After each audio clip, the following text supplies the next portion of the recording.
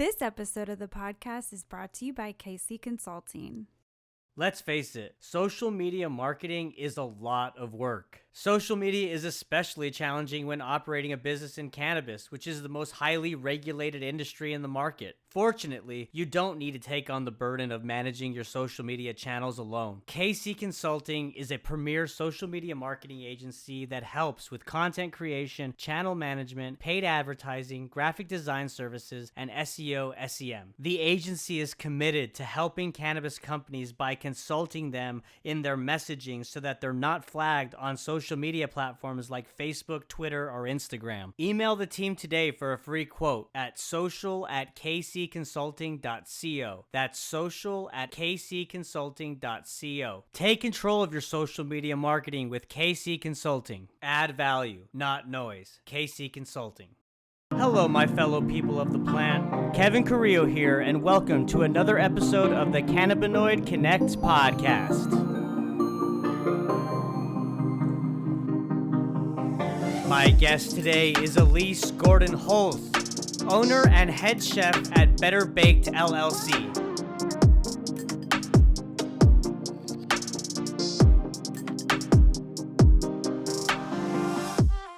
Yeah.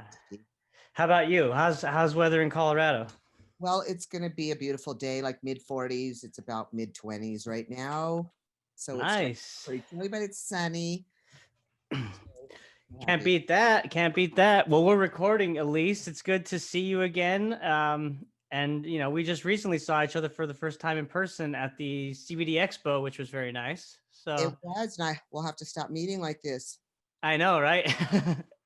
How did you enjoy the expo? I know that you said something really funny when we were out there, and you know, with all the COVID guidelines and the social distancing and the masking, and when we were doing the kind of social get-togethers during the expo, it was like you put it like it's going on a first date with like everybody you meet, right? Because you don't know what you could be doing. Exactly. Well, you know, the cannabis industry is very much about sharing and embracing the enjoyment of the passing. And it's been a different, I think, meeting for all of us, because that's been part of what brings us together, is that session of hanging out and sitting around. And it has become of where is everybody's comfort zone. So, you know, it's like, oh, are you a hugger? Are you still able to do an elbow? And to me, it feels like when people are first dating, of what's the comfort zone and what can I do and where is it allowable? So it has been funny, because it's still the same with friends, with family. You know, people want to observe, but people want to be who they are, which is touchy-feely, loving with their friends and family. And, you know, we're creatures of touch. Right. So I think it's made it a very hard situation for everybody, you know, not to. Oh, who's that? That's Maverick. Oh, for those listening, Elise's dog Maverick is jumping on the couch and wants to be on the podcast. So. Yeah, he always wants to be involved. He's a very personal dog. So. Yeah. But I thought it was interesting because, again, having it be one of the first events that was physically out there versus a Zoom or a podcast of some nature, I think people were happy, but it was that little edgy of not knowing where is everyone's comfort zone. You were at a hotel that quite honestly seemed like it was our own personal hotel. It did, yeah. It seemed like there were as many people there, and everybody, you know, after 3 days with being with the same group of people, got, I think, very comfortable, and the masks got let down. And I mean, I didn't hear about anything negative physically, anyone getting sick from the event. I thought everyone was respectful. I thought the hotel did a superb job. I'll give them a shout out, the Hilton North in Houston. Yes. They were very accommodating to us and went, I think, above and beyond, because again, they have the same problem, the difficult, you know, situation of how do we accommodate guests? How is everybody happy and, you know, feeling that there's not a problem and that we haven't set up anybody for failure. You know, they did a very nice job with how they had stickers across the doors Yeah. um, for you to go in to know that your room was clean. So we're in a new day.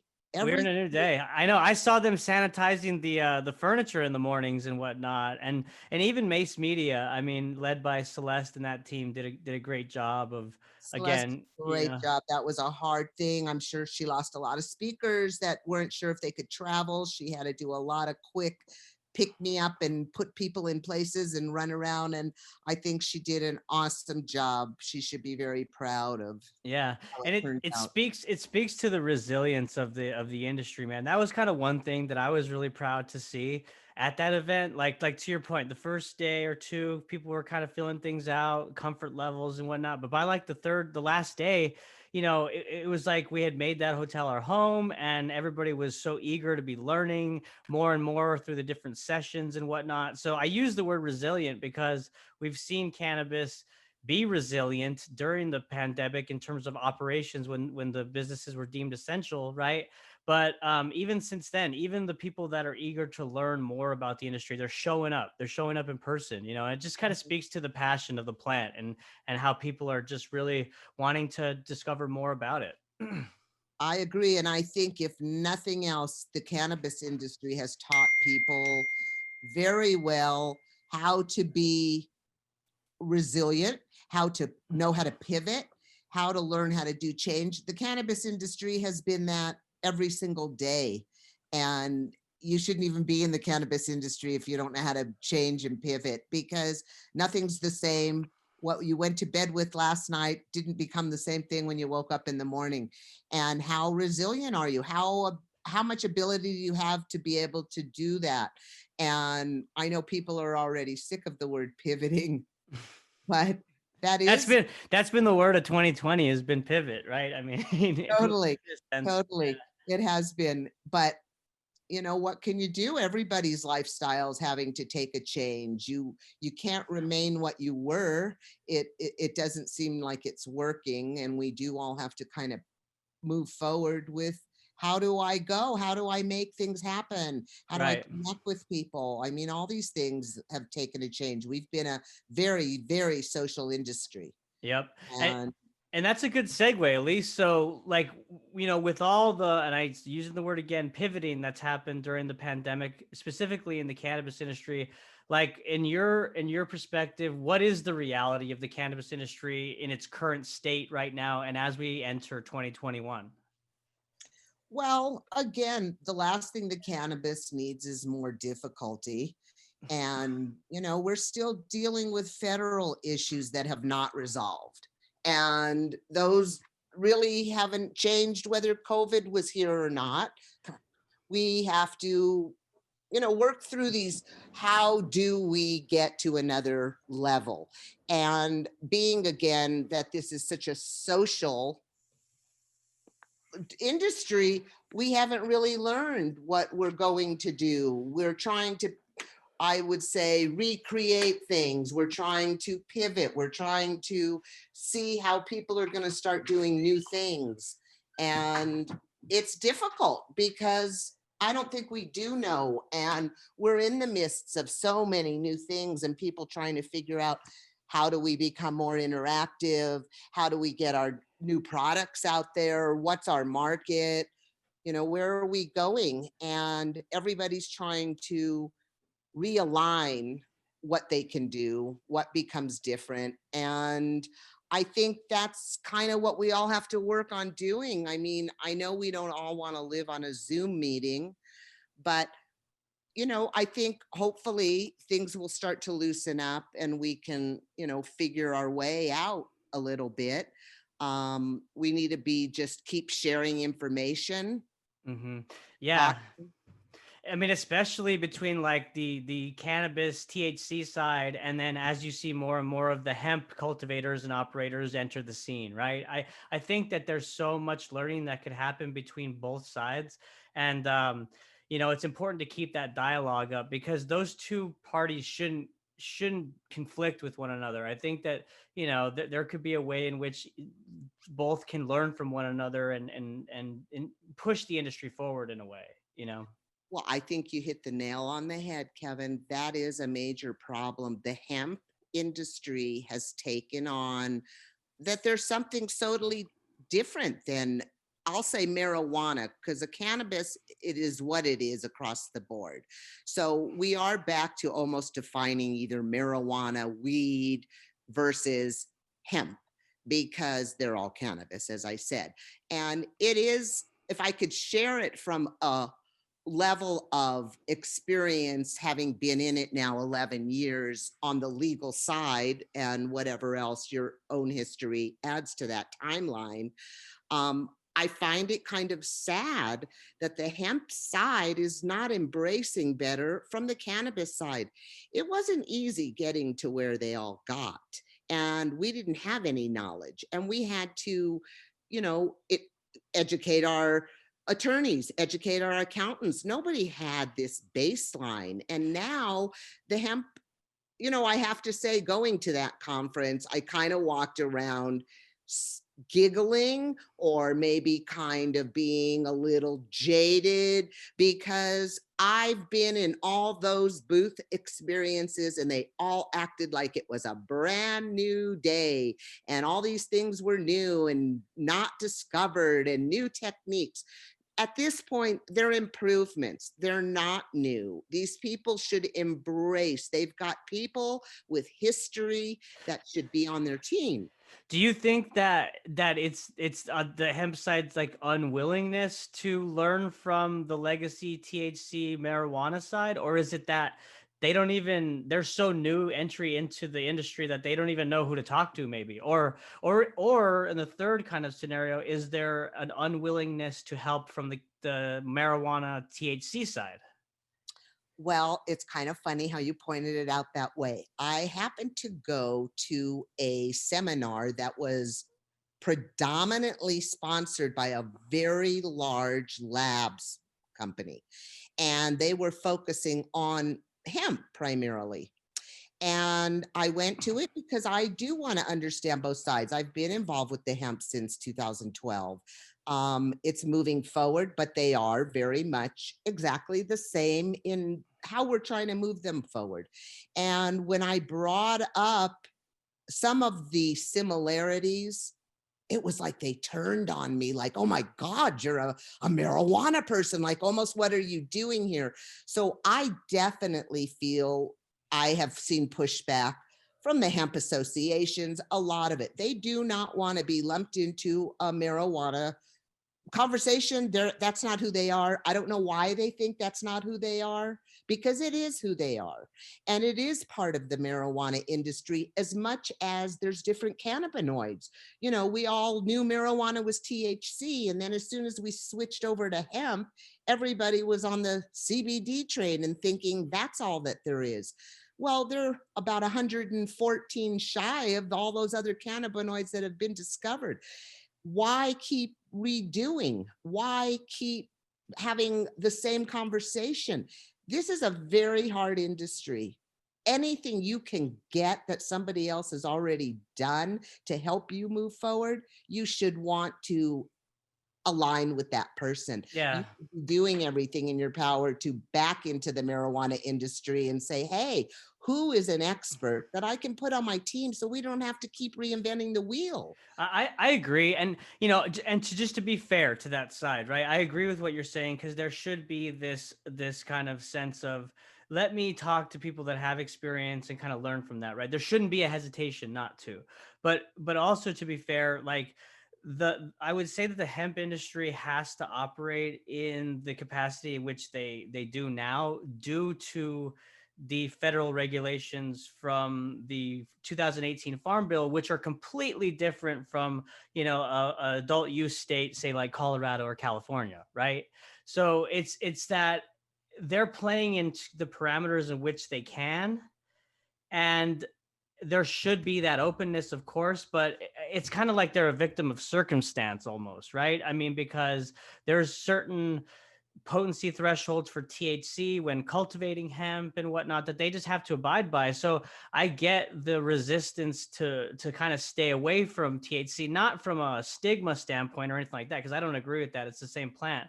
But I understand that they have to, operate under different protocols. I think you're 100% right, but ... And this is what I would add to that. Yes, they are, but they're also closer to that industry when the rules weren't in play. Now you've got the hemp industry about to face the gauntlets coming down, and our overseers, whether it was our marijuana enforcement divisions or it was the DEA or all these other entities. So now the hemp industry is going to have to deal with USDA, FDA, FTC.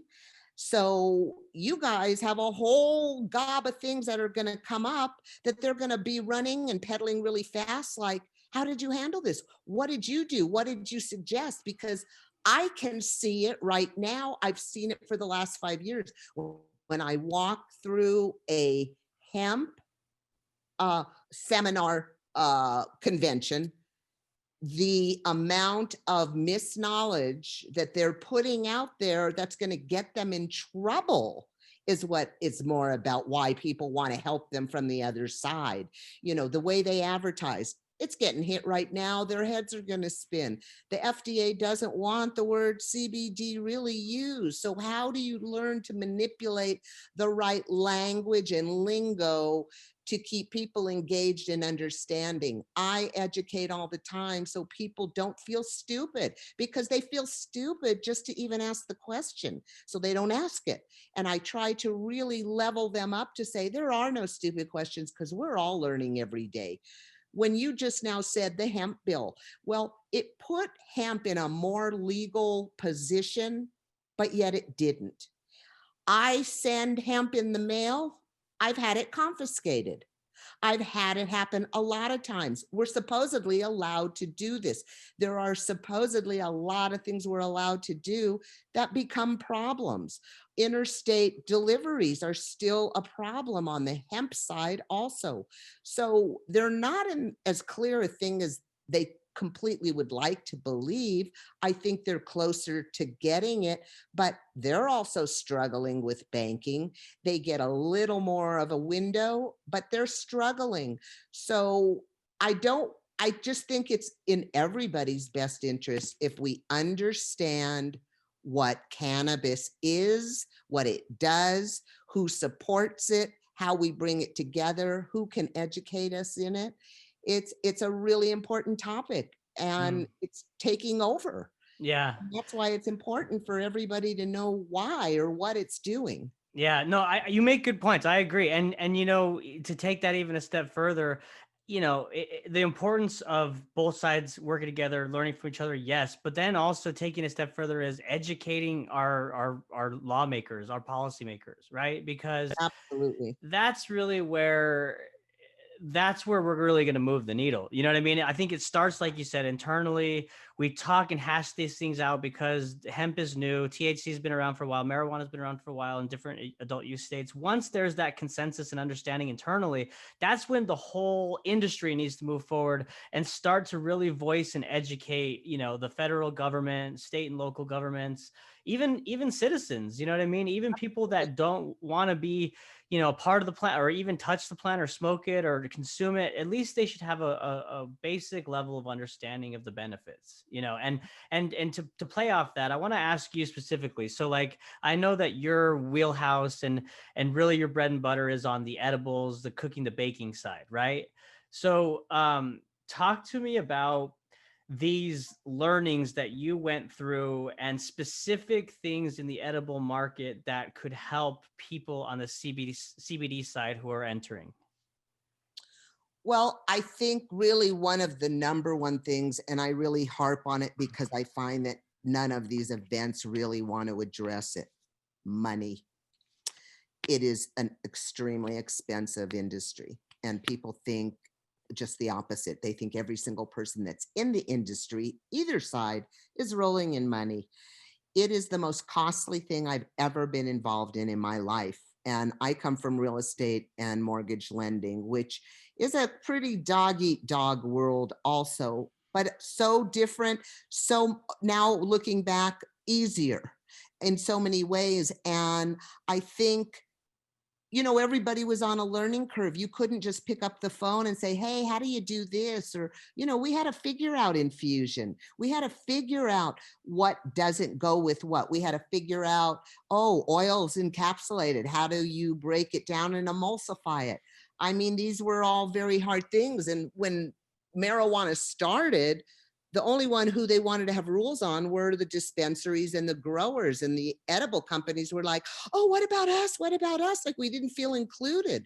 And now the edible companies haven't been left alone since for 10 years. Every day, every month, every other month, they've got a new rule to burn you out, to make you financially get out, because they don't want to babysit so many people. They want to downscale how many licenses. So I remember because I know when we had our first conversation, you touched on this, and I remember you saying, like, when you were in those early years on the marijuana side for edibles, just like you're saying, they would do so many policy updates, different legislation, different bills, where you were continually having to keep up with the new bills that were continually evolving and changing, right? And I think one example you used was like labeling even on products. So like you eventually had to just buy your own label maker so that you didn't lose out on the products that you were packaging because the labels were incorrect due to new regulation, right?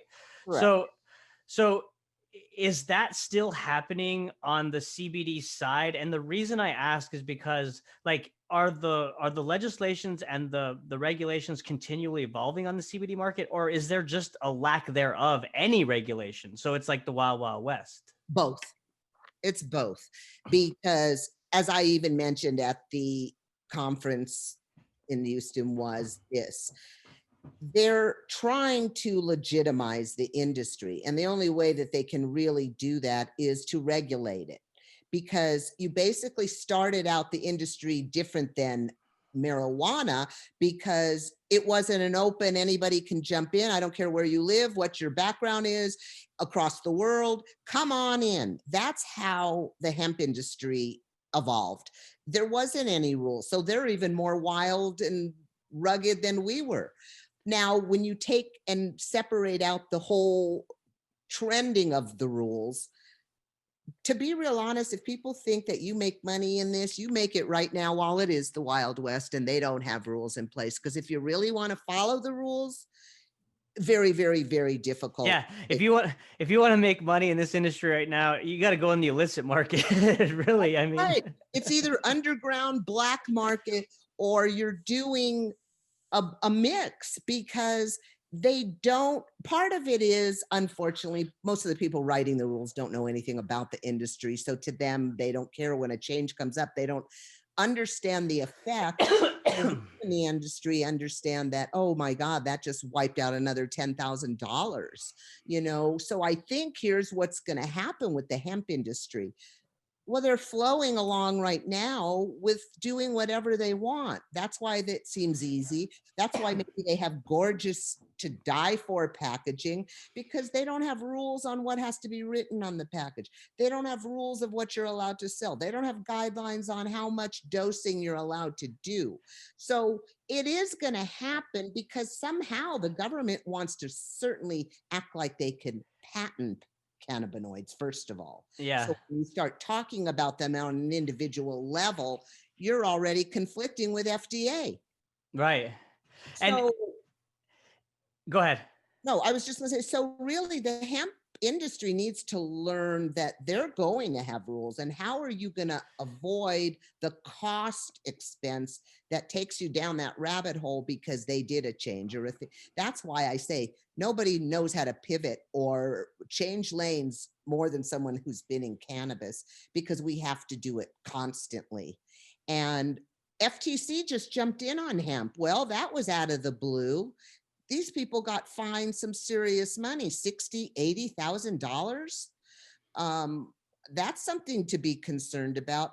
And going back, when you talk about your legislation, I would say What about if you walked into a politician's office and one of the people came from marijuana and one of the people came from hemp, and we showed them how they go together, how to Yes. make things better, and why we should move forward as a unity? Because I see the same thing in a lot of these groups for the That's industry.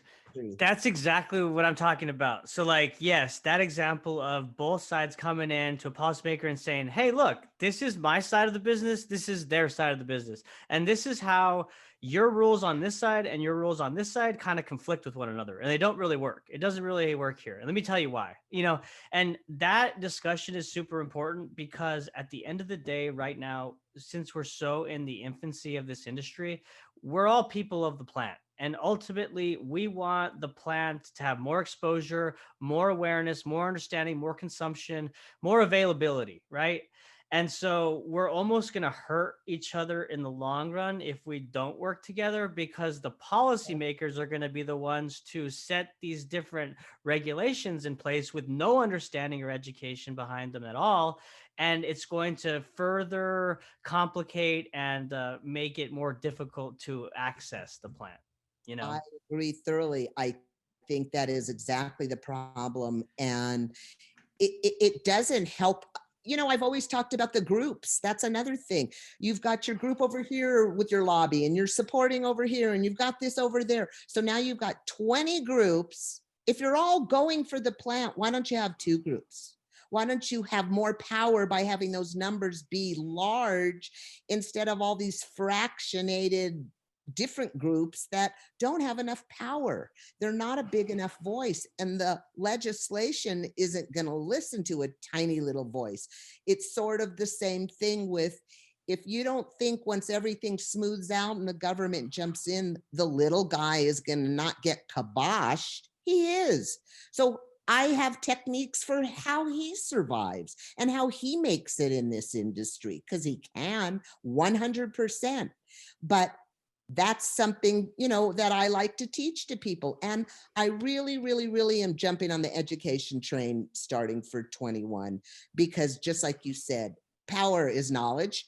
And if we give them the knowledge to make their decisions from knowing what it's doing, knowing what it's not doing, again, opening up how many patients how many rooms and hospitals I've stood in and seen children stop seizing. I mean, it gives me chills when I just talk about it. And for people to stand and say, oh, it doesn't do anything, you just get high, and people are, out in the street throwing things, they only see what they saw in movies, what have you.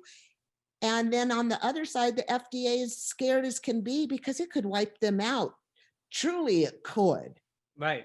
In the sense of medical standings, it could wipe them out. They don't like that in any way. It's the biggest arm of money. So they've got to figure out, how do we play in the game? And hemp is going to get ruled by FDA. So what are the people who are involved in that industry do to make it work so that it doesn't go flying off the handle or you lose control? I'm totally convinced we, the people, can control it just as much as what goes on in the world. We can't let the government be our absolute run our life. No. We have the ability as people to be powerful and not be separated. Yeah, and it brings home your point of education, because if we don't educate these policymakers, we're going to find ourselves in a position where, I think it was like 2016, I shared this video of the Senate meeting on big tech at the time, and they had no idea even like the functionality in Facebook or Google, and like they're trying to regulate and provide oversight on these companies when they're too old to even understand how it works. You know what I'm saying? So we are in a position right now in this industry to really hammer home the education, so that when we get to that point where they are making decisions, they're a little more informed than they would be, right? I agree. I think it's paramount, this education level. And Yeah. I'll tell you 2 funny stories that happened where you're so right that they don't know anything. We had to set somebody up this week that was going to get taken down by the DEA because they did something illegal. They commingled to set someone up a whole bunch of bags of THC in a hemp facility. Well, the owner of that facility knew he was going to be in trouble. So he called the cops to come in. Turns out they tested it and it was definitely cannabis. And now it's becoming a felony charge. But the funny part of the story is, while the cops were taking their samples and looking how they were going to burn it up, the questions they were asking were almost, you were trying not to laugh of what they didn't know. How exactly do you do this? And what do you do with that? And I mean, now these are the lawmakers on their own branch of two. They're coming out to destroy all this evidence or whatever, but they don't even really know anything about it. Right. We used to have work groups that were put together of how are we going to make all these laws? How are we going to come up with all these rules for the marijuana industry? So they would create work groups. They would invite the marijuana community to be in on the groups that they would cherry pick you. But it always was the doctor who didn't like it, the doctor from children's hospitals that don't like it, the people who don't really want to work with it, the MAD, all these different groups that didn't like it. And then, oh, your token, one edible person, one dispensary, and 4 of us fighting against 30 people that don't really like it. Sit in a meeting from 8 to 5 and you get 3 minutes to talk at the end, like a city council meeting. So that's not a way to get information. Instead, how about if we went to the legislators and we said, we'd like to set up a class. We'd like to invite all your constituents to come and 1 hour, whatever you'd like. And we'd like to give you from soup to nuts, a real quick overview of where we all are and what we're all trying to do. Right. And break up the hour, 20 minutes, we'll talk about the science. The other 20 minutes talk about the health and medicinal benefits, and the other we'll talk about environmental benefits, right? And Exactly. and one other group that we're missing from this conversation, which should be definitely included, there should be 3 groups, and that's the industrial hemp side also, right? Absolutely. When you're growing for herd and fiber, I mean, I know that that's super in its infancy, but that is going to be a major player in the economic, oversight of things, right? Because of all the material goods that you can produce from this plant. So Right. that would need to be in the discussion as well, and because like there are issues internally with these groups. I've touched on it before on the podcast, the zoning laws, right? You can't have an outdoor hemp grow that's too close to an outdoor marijuana THC grow because of cross-pollination issues and whatnot. So if we can start to talk about these at a state, local, and federal level, it's gonna avoid or kind of it'll remove the fight internally, and it'll just kind of help us all move forward together. And so I want to kind of switch gears on you, Elyse, and I want to talk about, you touched on CBD and THC, right? But you said, there's many hundreds of more cannabinoids in the plant. So like, talk to me about the plant as a whole and like other cannabinoids that you see really being beneficial in the future. Well, you're already starting to see those cannabinoids come out. I laugh because the industry, in order to get ramped up, had to find something to connect to, and that was CBD and all the benefits that CBD does, and CBD, which it became so much CBD that it was like M&Ms. I'll take a cup of CBD. So we did our job. We got people to understand what hemp does. We got people to understand what THC does. And in the biggest of pictures, THC is probably the only separation of what brought it to marijuana, because those plants also have a lot of these cannabinoids in it. So when you talk about different cannabinoids, it's kind of like going to Comcast with all the channels, because there's CBD, CBC, CBN, CBG. And now the big push of the week, Delta 8. Delta 8. Oh, everyone's talking about it. Delta 8. Hey, so clarify this for me for Delta 8, because I may have got this wrong. Is Delta 8 have any type of synthetic molecules in it or synthetic chemicals in it?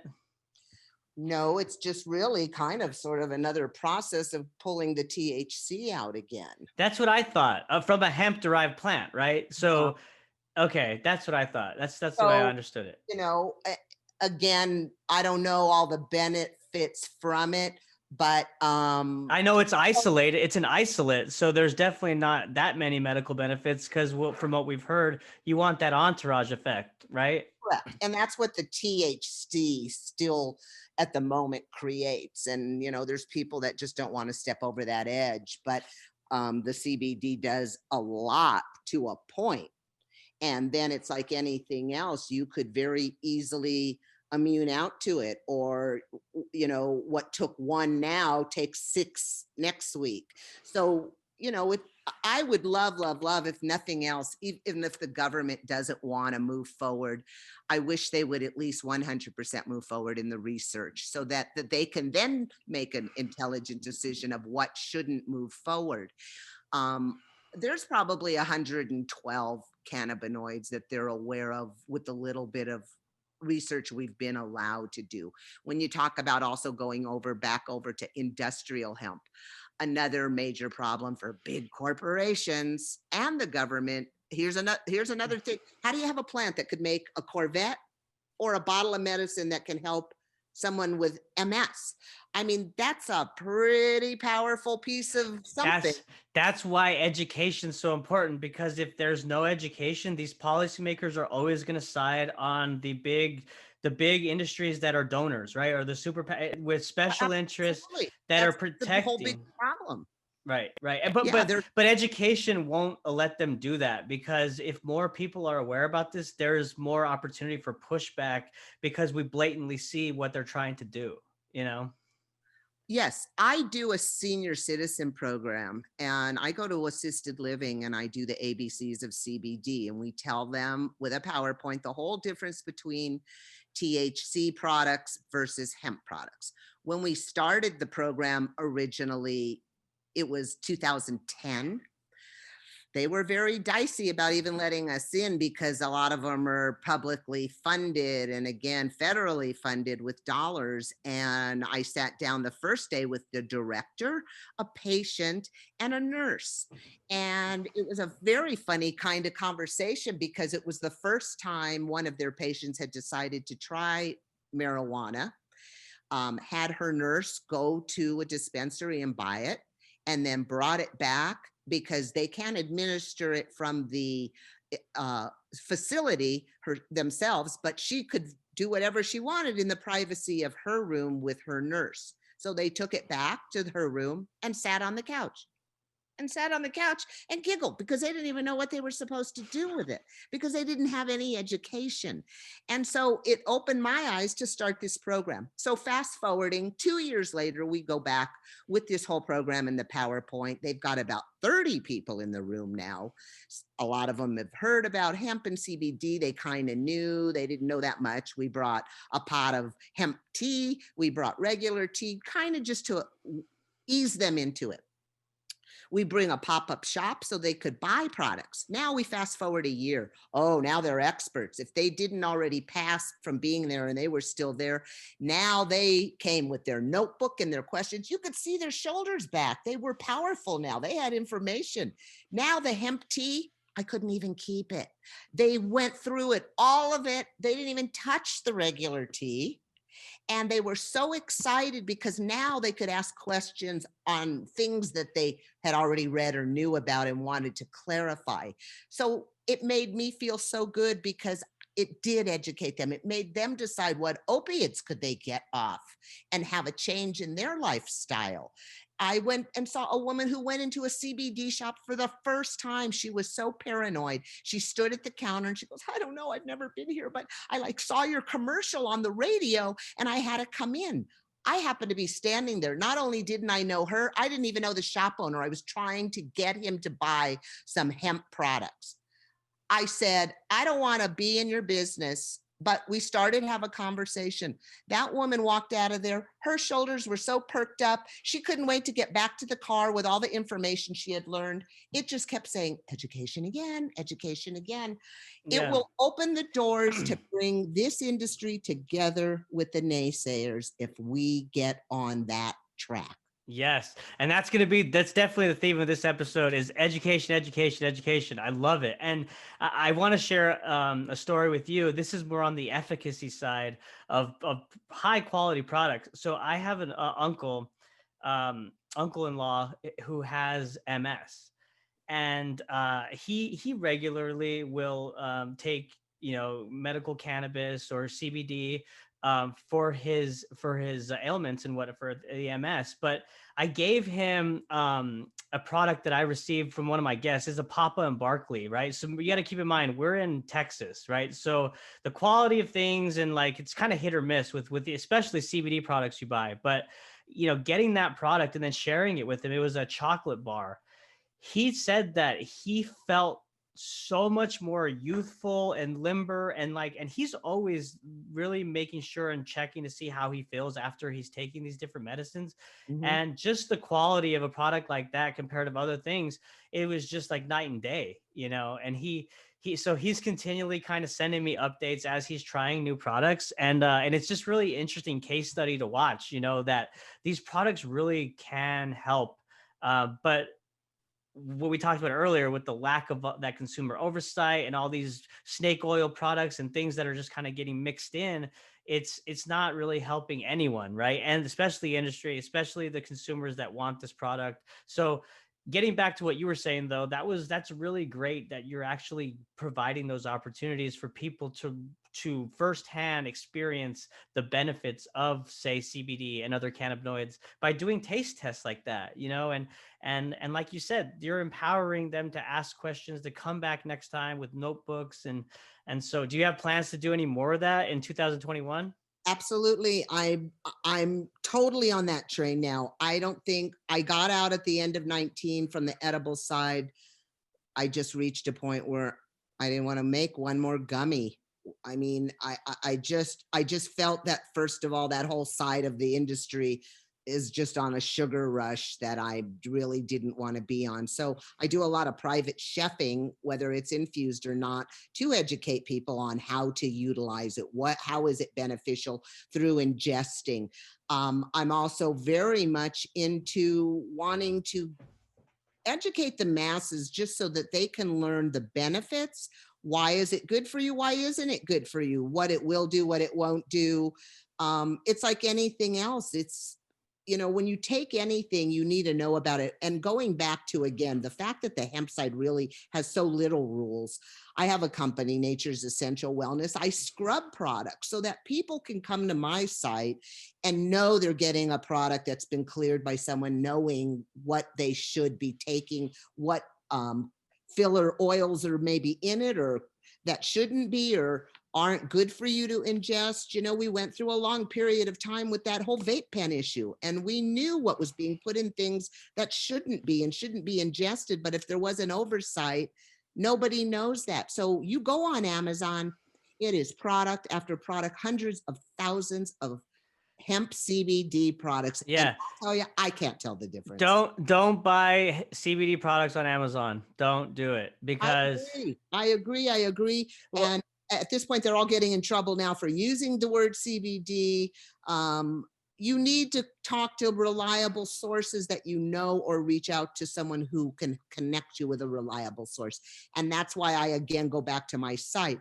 I know the farmer. I know where it came from. I know what their mixtures are, as against you don't have any oversight and you're ingesting something that it's on Groupon already. I mean, CBD is being sold on Groupon at ridiculously low prices, and there are all these gummies and snaky bears and all the things that, ironically, we weren't allowed to do finally in the marijuana. We couldn't have anything that looked like it would attract children. It's because of the boogie woogie THC cannabinoid. Exactly, because that's the death all of the universe. I didn't know something could have so much power. It's really amazing, and everything's gone so past it, whether it's alcohol. And at this point, psychedelics has gone Zumo. I know.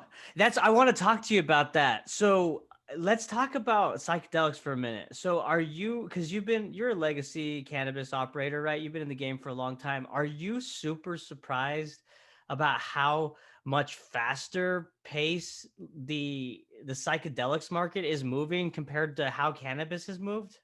Yes, and we laugh about it all the time in passing of the comments of I don't know if it's because it helps mental health and we have major issues with that. And so it became a push, but I was shocked at how fast Denver decriminalized it on a ballot. I mean, like you blinked, that's how quick.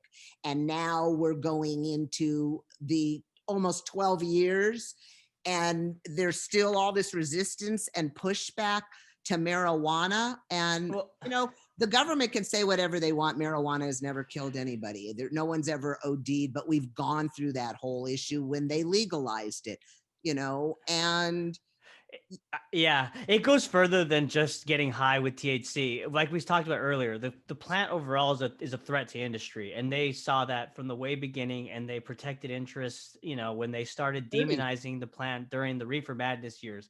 But you make an interesting point with psychedelics, because you said, I don't know, maybe it could be the huge problem with mental illness in this country. But when I think about it, so you're absolutely right there. And I'm thinking about that idea further. And like, are there a lot of medications that kind of directly address mental illness, or is there just a lot of management medications to kind of alleviate some mental illness, if that makes sense, right? So the reason I'm asking that is because they're totally finding that psilocybin directly helps with mental illnesses, depression, things like that. Whereas benzodiazepines are just kind of pain management things that don't really get to the center of the issue. So is that why there's more an acceptance of it? Well, unfortunately, my personal take is the FDA is a Band-Aid from A to Z. They give you, where in the industry of cannabis do you have the disclosures of these side effects? So basically, the FDA is saying, stay with us, use all our approved synthetic products, but oh, by the way, here's my disclosure. No matter what we put you on, it will lead to something else that will be putting you on something else, which will lead to something that will put you on something else. It's a racket. It's a round robin to keep people medicated. I have a friend who had this week an incident happen with the possibility of 2 brain aneurysms busting, went to the hospital. They told her she absolutely had to come off her depression medication, and not gradually, cold turkey. Now, this is something she's been on for over 15, 20, 25 years. She has gone through every single department in the government to help her get to a place that could get her to wean off of it. Nobody could help. Her daughter is a policewoman. No services, not even an outlet for her daughter to find. So she's basically got her teeth dug into the edge of her bed frame, hoping something drastic doesn't happen that she does even to herself. So she's probably a good candidate to put on microdosing mushrooms at this point. But right. It's sad that the government only, like you would say, would put her on a prescription of some nature when that isn't even what's going to help and relieve the problem. Again, the governments or the FDA is not going to like that psilocybins are making ungodly help in this mental health, the DMT, ketamine. You're seeing now all these topics come up. You're seeing people having conventions about it because it's working. It's working. That's right. And that's the thing. You can't downplay the efficacy. It's not a popularity thing. It's not a trend.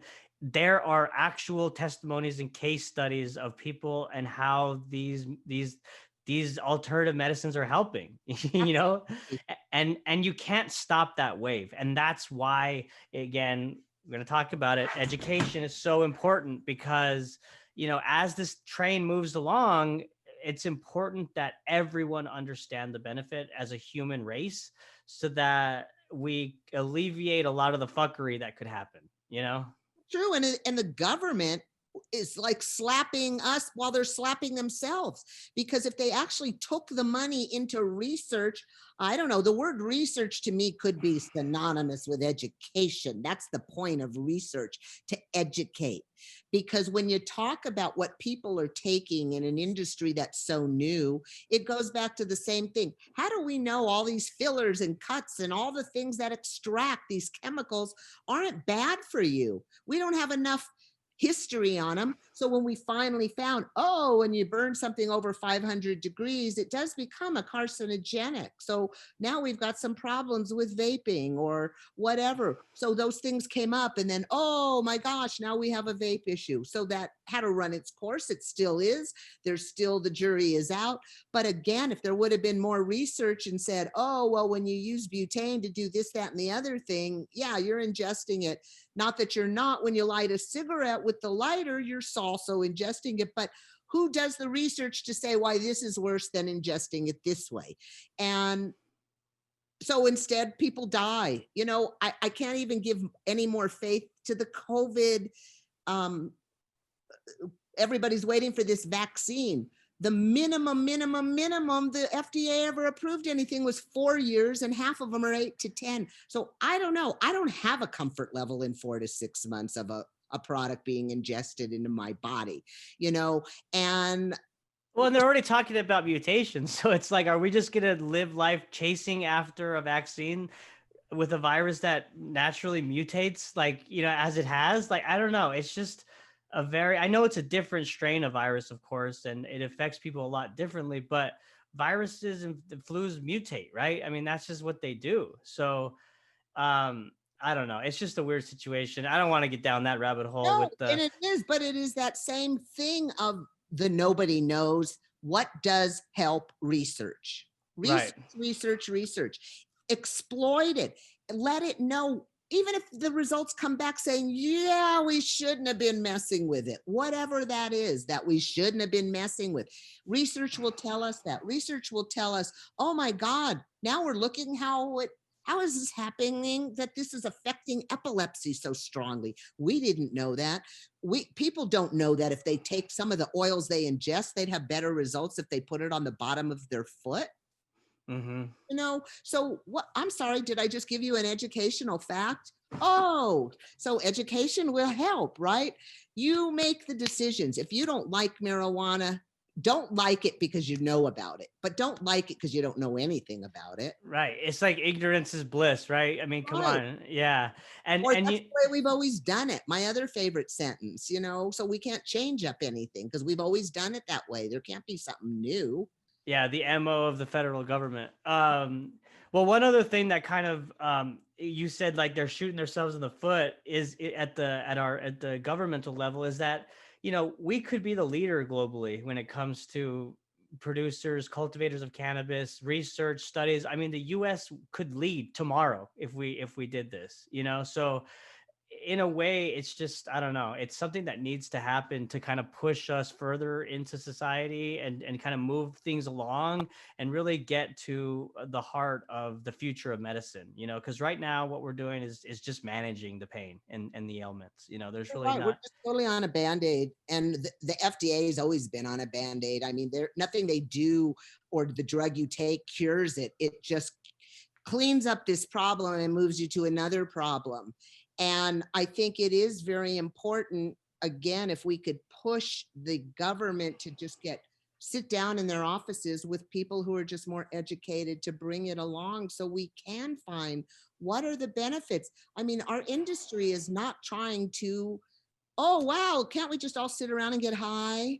I mean, I think we've come up with some really strong strides in this industry that should start getting some serious recognition. Absolutely. I'm a new entry into the industry, and it's not, I mean, of course you have that segment of people that want to get high and whatnot, but that's not the majority. That does not reflect the industry as a whole at all. I mean, you've got very smart, talented people who want to live in a better world, basically, right? And they see the plant being one entry into that world, both from an economic, environmental, and medicinal standpoint.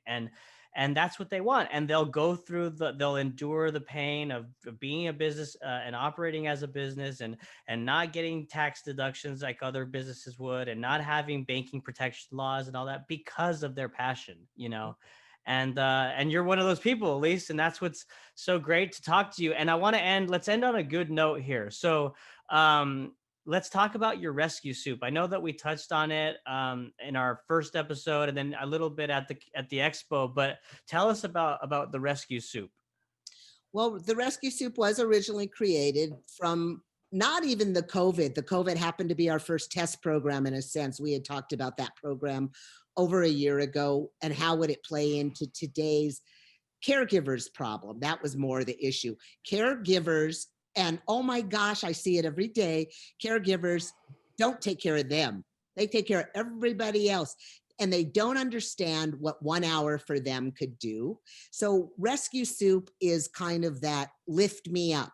You need something, you're caring for people. Can I help you? Can I make you a bowl of soup? Can I give you an hour for a massage? We get so dependent on our needs.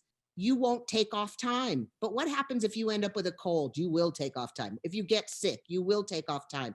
Why are you not allowed to take 1 hour to go see the lights at the zoo for the holidays, or massage, or whatever, and then come back to this job that's eating you up alive with a better attitude? So rescue soup kind of took a lull through the summer, only because I was doing this as a frontliners, going out to the hospitals. I was starting to see the hospitals scale back here in Denver.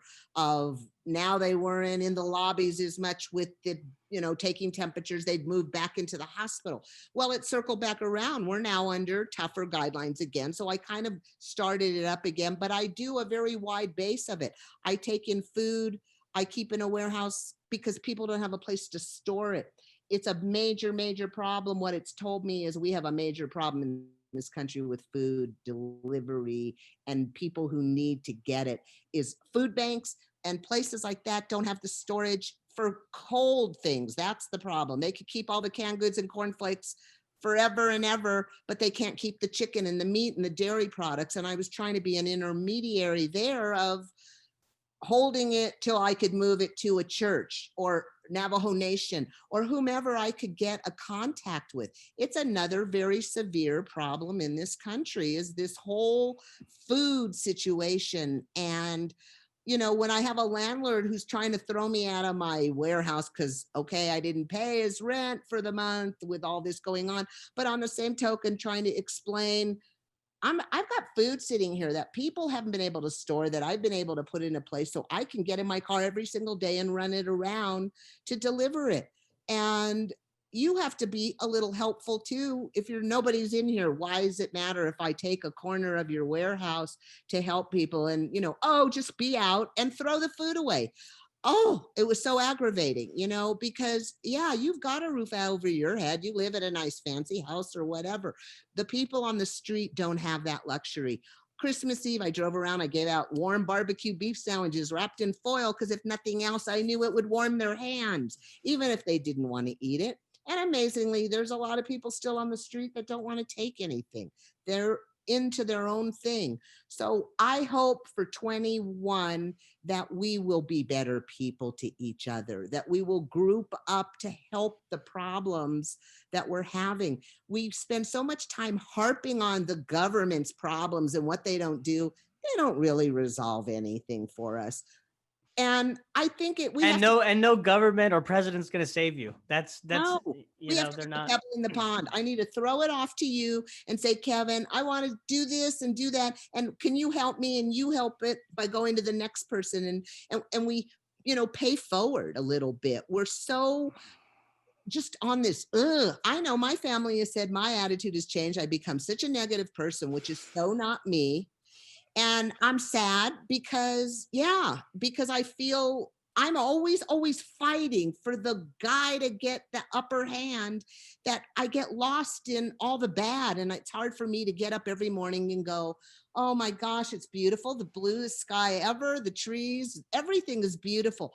I can't walk around in that mode all the time either and act like nothing behind me is bad. Well, that's that you shouldn't, right? I mean, I think that is the reality of the landscape in which we live today. You know, this year has taken a toll on a lot of people, and people deal with that in different ways. So the fact that you may feel like you're a little more negative, or people are saying that, that's totally natural, Elyse. And you know, you should continue to fight for the underdog and the people that need to have their voices heard. You know, at the same time, you don't want that to consume you as well, and make yourself unhealthy and whatnot, you know. So there's got to be that balance. But you know, I think you make a really good point in like the direction that we should all go in 2021 in terms of being more thoughtful, reaching out and helping each other, because this year and even 2022, we're going to start to see the dust settle on a lot that's happened this year, right? We haven't even seen that the outcome yet, or the consequences of the decisions and everything that's happened with the crisis and the pandemic. So that is a super important approach that we need to take in 2021, is look out for each other. That's right. A handout. I think we need to all live with that motto, a handout, that we need to help the next guy, because there's somebody out there that doesn't even have whatever the little bit is that you have. Mm-hmm. And I know how good it makes me feel when I hand something to somebody. Oh God, it makes me well up even just to talk about it, because I'm very lucky. I am flipping brutally lucky. Friends, family, health. Yep. And all I can do is take what I have and try to embrace other people with it and make things a better place. I mean, we're all struggling, like you said. Times are tough. Can't even see relatives in some case for people. So what do? We need to embrace who we can get a hold of. And, you know, even if it's just picking up the phone to start calling friends of, you know, you haven't spoken to in a long time. I think we as humans need to get our touch back.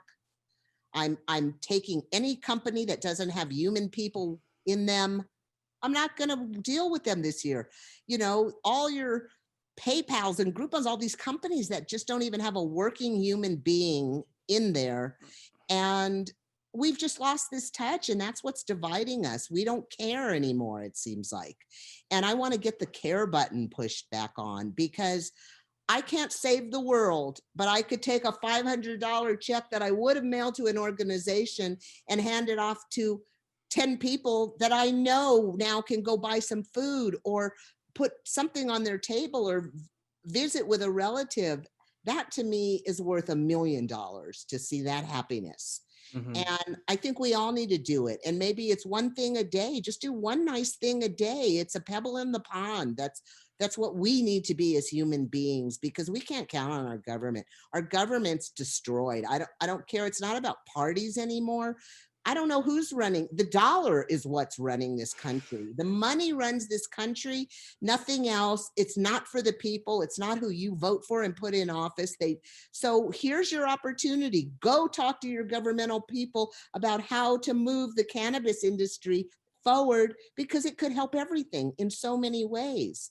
And I would like people to get into the industry for helping each other, not for monetary reasons, because again, it's an expensive industry and you're really fooling yourself if you think you can get in with a couple bucks. You won't read a story that a guy came into the industry with $500 and became this multi-millionaire. It's not a reality. It's more like he came in with $5 million and went somewhere.